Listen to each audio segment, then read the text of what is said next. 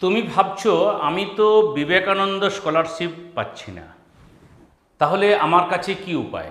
অর্থাৎ মাধ্যমিক এবং উচ্চ মাধ্যমিকে তোমার নম্বর 60% হয়নি, তাহলে পশ্চিমবঙ্গ সরকারের আরেকটি খুব জনপ্রিয় স্কলারশিপ, যেটি নবান্ন স্কলারশিপ নামে পরিচিত, মুখ্যমন্ত্রীর ত্রাণ তহবিল থেকে এই স্কলারশিপটি প্রতি বছর কয়েক লক্ষ স্টুডেন্ট পেয়ে থাকে। তো আবেদন করবে কিভাবে, যোগ্যতা কি, এই বিষয়গুলো তো ডিটেলসে যাচ্ছি এবং টোটাল ভিডিওটা দেখাবো, যাতে তোমরা তোমাদের মোবাইলে থেকেই সমস্ত আবেদন করতে পারো। খেয়াল রাখবে, প্রত্যেকটি বিষয়ে মন দিয়ে শুনবে, যে সমস্ত সার্টিফিকেটগুলো প্রয়োজন হবে সেগুলো অবশ্যই জোগাড় করবে। আবেদন প্রক্রিয়া কিন্তু স্টার্ট হয়েছে, আবেদন চলবে আগামী 30 তারিখ পর্যন্ত। তবে শোনা যাচ্ছে পরবর্তী ক্ষেত্রে এক্সটেনশন হয়ে এটা ডিসেম্বর পর্যন্ত চলতে পারে। তবে যারা ভিডিও দেখছো, সময় নষ্ট না করে স্কলারশিপের জন্য আবেদন করে দাও। মাধ্যমিকে কত পার্সেন্ট না 50% ন্যূনতম, অর্থাৎ 350 থেকে 419, 60%-এর কম। উচ্চ মাধ্যমিকে 50%, মানে হচ্ছে তোমার 250 থেকে 299। আর গ্র্যাজুয়েশন তাদের 50 থেকে 53%। এই পার্সেন্টেজে নম্বর নিয়ে তুমি যদি উত্তীর্ণ হও, তাহলে স্কলারশিপে আবেদন করতে পারবে। খেয়াল রাখবে যে তুমি ক্লাস 11-এ আবেদন করোনি, তুমি 12-এ করবে, হবে না। তুমি ফার্স্ট ইয়ারে করোনি, সেকেন্ড ইয়ারে করবে, হবে না। অর্থাৎ যেটি তোমার যে কোর্স, তার যে নতুন বছর যেটি প্রথম বছর, সেখানেই তোমার কিন্তু আবেদন করতে হবে। কিভাবে স্টেপ বাই স্টেপ মুখ্যমন্ত্রীর ত্রাণ তহবিল থেকে বছরে 10,000 টাকা পাওয়া যাবে, তার আবেদন প্রক্রিয়া। ওয়েবসাইটে যাওয়ার আগে আমরা একটু দেখে নেব কী কী ডকুমেন্ট লাগবে। দেখো, শেষ পরীক্ষার মার্কশিট এটা লেখা রয়েছে, অর্থাৎ মাধ্যমিক বা উচ্চ মাধ্যমিক পরীক্ষার মার্কশিট। কি ফরম্যাটে? সেটা PDF ফরম্যাটে। আধার কার্ড লাগছে, রঙিন পাসপোর্ট সাইজের ফটোগ্রাফ, ব্যাংকের পাসবইয়ের প্রথম পাতাটা যেখানে IFSC কোড, ব্যাংকের ডিটেলস দেওয়া রয়েছে, ফ্যামিলি ইনকাম সার্টিফিকেট। এটা তুমি নেবে গ্রামাঞ্চলের হলে ন্যূনতম BDO সাহেবের কাছ থেকে, তারপর SDO, DM, এসব বিষয়গুলো রয়েছে। একটি রেকমেন্ডেশন চিট লাগবে MLA বা MP, এবং সেখানে স্বঘোষণা থাকবে এই বিষয়ক। সেটা দেখে, ফর্মটা দেখলেই বুঝতে পারবে। বৈধ মোবাইল নাম্বার এবং বৈধ ইমেল ID একটি লাগবে, যদি না থাকে খুলে নেবে। তাহলে এরপর দেখে নাও যে কিভাবে আবেদন করবে।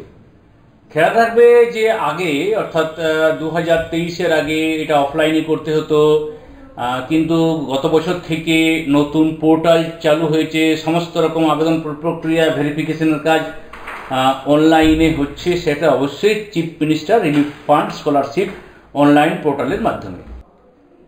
স্কলারশিপের পোর্টালে আমি যদি নবান্ন স্কলারশিপ লিখি, দেখো নবান্ন স্কলারশিপ লিখলে এখানে চিফ মিনিস্টার রিলিফ ফান্ড কোথায় এসেছে, সেখানে আমি এটা পেজটা খুলছি। প্রথম যেটা পাচ্ছি সেই পেজটাই খুলছি।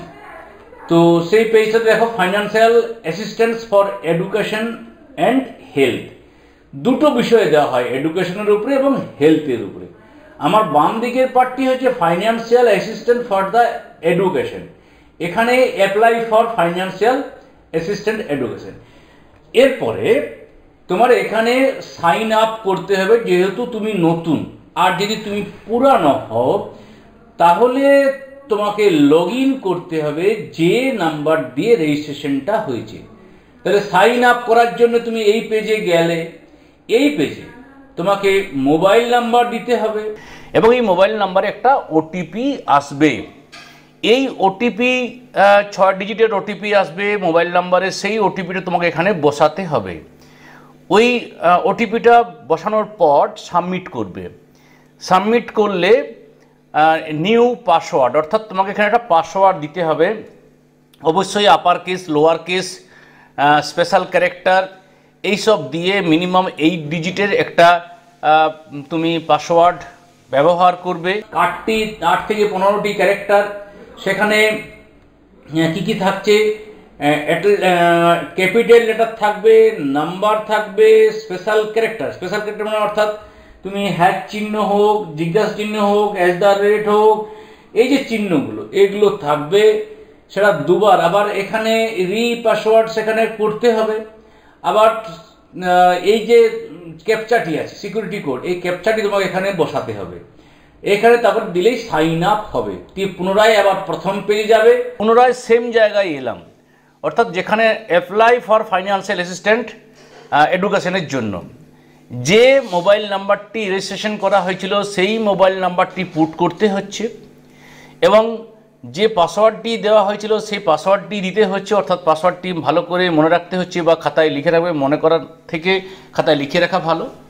এরপর ক্যাপচা কোড, এই ক্যাপচা কোডটা এখানে কিন্তু বসাতে হবে, অর্থাৎ নিচে লাল বক্সে যে ক্যাপচা কোডটা রয়েছে সেই ক্যাপচা কোডটা তুমি এখানে বসাবে। এখানে যেমন রয়েছে LOIX, এগুলো 4টা ক্যাপিটালে, তারপরে OP এখানে, এরপর লগ ইন হবে। লগ ইন হয়ে যাওয়ার পর তোমাকে এই তথ্যগুলো ফিল আপ করতে হবে। নেক্সট তথ্য কি কি আসছে দেখে নেওয়া যাক, যে হাউ টু অ্যাপ্লাই, তুমি কিভাবে অ্যাপ্লাই করবে, এটা টোটাল লেখা আছে যে অ্যাপ্লাই করার পদ্ধতি কি, কি কি ডকুমেন্টস লাগবে, কি কি প্রসেসে এগোবে। এখানে স্টুডেন্টের নাম কি ছিল, গার্জেন নেম কি ছিল, এজ, বয়স কত, দশম শ্রেণীতে পাস করার সময় তার রোল নাম্বার এবং ইয়ার কি ছিল, full name, full address with pin number, mobile number, যে মোবাইল নাম্বারটা তুমি কাজে লাগাবে, ইমেল আইডি, এটা অপশনাল, দিতে পারো নাও পারো, ব্যাঙ্ক ডিটেলস, অর্থাৎ ব্যাংকের তথ্য কিন্তু এখানে দিতে হবে। আর যে সমস্ত তোমাকে তথ্য আপলোড করতে হবে PDF ফরম্যাটে, এটা কিন্তু 500 কেবির কম যেন হয়, অর্থাৎ 500 কেবির বেশি হওয়া চলবে না। কি কি লাগছে তো এখানে দেখতে পাচ্ছ যে MLA বা MPর একটি সার্টিফিকেট লাগছে, ইনকাম সার্টিফিকেট লাগছে, সেলফ ডিক্লারেশন লাগছে, অ্যাডমিট কার্ড, 10th স্ট্যান্ডার্ডের অ্যাডমিট কার্ডটা লাগছে, মার্কশিট লাগছে, qualifying marksheet, first page of passbook এটা লাগছে, অ্যাডমিশন রিসিপ্ট এটা লাগছে। তারপরে নিচে বক্সে ক্লিক করে I have read and understood the guideline for applicant, তারপরে অ্যাপ্লাই নাও। নেক্সট পেজ চলে এলাম। এরপর এখানে বেনিফিশিয়ারি নেম, অর্থাৎ স্টুডেন্টের নাম লিখতে হচ্ছে, তারপর স্টুডেন্টের guardian name, relation with beneficiary, তার সঙ্গে সম্পর্ক কি, মায়ের নাম লিখলে মাদার, বাবার নাম লিখলে ফাদার, এটা খেয়াল রাখবে। জেন্ডার, অর্থাৎ মেল ফিমেল আদার্স, তুমি সেটা লিখবে, এজ কত না যেটা এজ সেটা লিখবে। এরপর রোল নাম্বার মাধ্যমিকে কত ছিল সেটা উল্লেখ করতে হচ্ছে, এটা একটানা লিখবে, কোনো স্পেস দেবে না। কোন সালে পরীক্ষা দিয়েছো, অর্থাৎ 10th স্ট্যান্ডার্ডের পরীক্ষাটি কোন সালে দিয়েছো সেটা লিখবে। ক্যাটাগরি, যে এখানে জেনারেল লিখলাম বা তুমি যেটা সেটা লিখবে, যেহেতু এখানে যে সমস্ত অপশানগুলো সেগুলো লিখতে হচ্ছে। পার্মানেন্ট অ্যাড্রেস তুমি এখানে উল্লেখ করবে, অর্থাৎ ভিলেজ, পোস্ট, যদি রোডের নাম থাকে রোড, টোটাল ঠিকানা, এই বিষয়টা কিন্তু উল্লেখ করবে পিন নাম্বার সহ। রিলিজিয়ান, এটা তুমি যে রিলিজিয়ানের সেটা উল্লেখ করবে। হিন্দুইজম এখানে উল্লেখ করা হলো, কোন জেলার, বাঁকুড়া, পিনকোড কত না 722151। এখানে ইমেল আইডিটা তুমি অপশনাল দিতেও পারো নাও পারো। মান্থলি ইনকাম কত, ইনকাম সার্টিফিকেটে যেটা পেয়েছো সেই ইনকামটি তুমি এখানে পুট করবে। এরপর খেয়াল করবে যে তোমাকে ওই সার্টিফিকেটটাকে ইস্যু করে, সাপোজ ভিডিও, এখানে তুমি যে MLA বা MP থেকে রেকমেন্ডেশন পেয়েছো সেটি কোন MLA MP রেকমেন্ডেশন সেটা কিন্তু উল্লেখ করতে হবে, অর্থাৎ যেন এখানে কোনো ভুল ভ্রান্তি না হয়। তুমি তোমার লোকাল MLA বা MP কে তুমি একটি তার রেকমেন্ডেশন লেটার লাগে, এখানে কোনো একটি রেকমেন্ডেশন আমি তোমাদের দেখানোর জন্য কোনো একজনের নাম এখানে পুট করে দিলাম, তুমি কিন্তু সঠিকটি পুট করবে। সমস্ত রেজিস্ট্রেশন কমপ্লিট হয়ে গেছে, এটা নিশ্চয়ই দেখেছো। এরপর এই রেজিস্ট্রেশন নাম্বারটা কিন্তু তোমাকে লিখিয়ে রাখতে হবে বা এইটার একটা প্রিন্ট আউট বের করে রাখতে হবে। এরপর ফিল আপ করতে হচ্ছে যে তুমি বর্তমানে কোন ক্লাসে পড়ছো, যে ক্লাসটা হবে সেই ক্লাসটা উল্লেখ করবে। যদি তুমি মানে স্কুল 4টি লেটার যদি তুমি দিয়ে দাও তাহলে নামটা চলে আসবে, তারপর সেটা সিলেক্ট করে নেবে এখানে। এরপর তুমি কোন ক্লাসে পাস করছো, মাধ্যমিক পাসিং ইয়ার, কোন বছর পাস করছো সেটা লিখলে, কোন বোর্ড থেকে পাস করছো সেটা লিখবে, West Bengal board of secondary education বা মাদ্রাসা, যেটা তুমি পাস করেছো যেখান থেকে সেটা লিখতে হচ্ছে। পার্সেন্টেজ অফ মার্কস তুমি জানো যে নবান্ন স্কলারশিপে 50 থেকে 60%, অর্থাৎ 50%-এর বেশি, 60%-এর কম, এরকম জায়গাটি।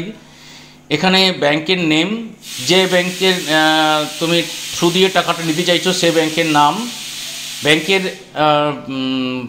এখানে উল্লেখ করা হলো যে কোন ব্রাঞ্চ, অ্যাকাউন্ট নাম্বার, আর এখানে এদিকে ডান দিকে রয়েছে আইএফএসসি কোড এবং ব্যাংক অ্যাকাউন্ট নাম্বার।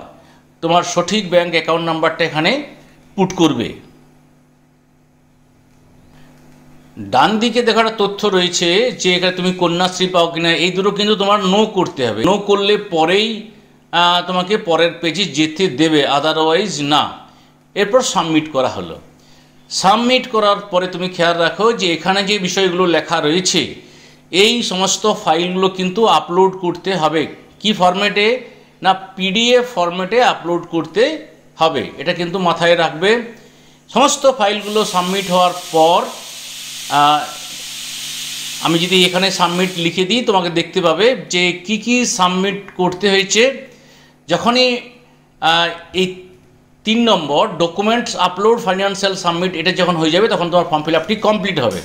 তাহলে এখানে বিভিন্ন ধরনের, এখানে দেখো লেখা রয়েছে বিভিন্ন ধরনের সার্টিফিকেট আপলোড করতে হচ্ছে। তোমার এই যে লেখা রয়েছে দেখো, অ্যাপ্লিকেন্ট প্রেয়ার, তারপর এমপি বা এমএলএর recommendation letter, family income certificate, self declaration of student, Madhyamik admit card, qualifying examination marksheet, first page of bank passbook, admission receipt copy, এই সমস্ত বিষয়গুলো কিন্তু পিডিএফ ফাইলে আপলোড হবে। তবে গিয়েই তুমি এই প্রসেসটা শেষ করতে পারবে। আশা করি বিষয়টা বোঝাতে পেরেছি।